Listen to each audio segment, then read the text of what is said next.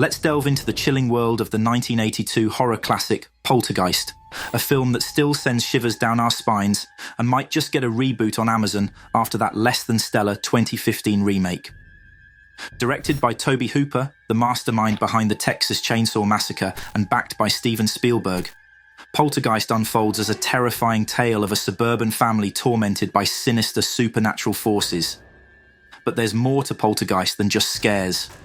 Over the years, it's gained a reputation for being haunted by a supposed curse that affected its cast and crew.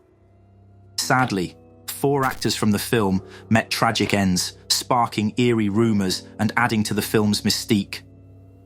And then there's the unsettling story of Jo Beth Williams, who played Diane Freeling. During filming, she experienced something straight out of a horror movie herself.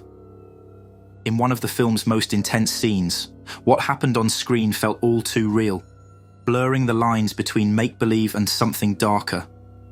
As Poltergeist continues to terrify and intrigue audiences with its eerie atmosphere and lasting impact on horror, its troubled production and whispered curses keep us all wondering, is there more to this film than meets the eye?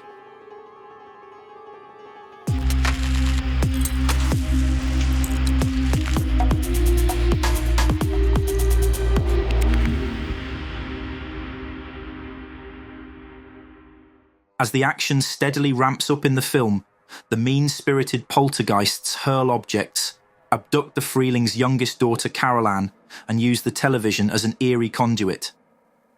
Also discovering that their home was built upon the previous site of a cemetery, the family's easygoing suburban life is well and truly obliterated. Despite the intervention of a medium and the rescue of Carol Ann, all is not so easily resolved. Whilst Diane is at home with the youngest 2 children, the family's greatest paranormal foe, named the Beast, makes a reappearance, causing her to flee into the pouring rain and subsequently fall into the excavated pool, which is steadily filling with mud. In this memorably horrifying moment, skeletons start to rise out of the murk, surrounding her in a menacing, deathly dance, with their very existence revealing that their bodies were never actually moved from the old burial site. Hence the reason for the hauntings. The real terror was not in Williams's very convincing reaction to the deathly forms, but in the authentic horror which occurred behind the scenes. Reportedly, the unsuspecting actor was never informed that the frightful figures she would be swimming with would be actual human remains.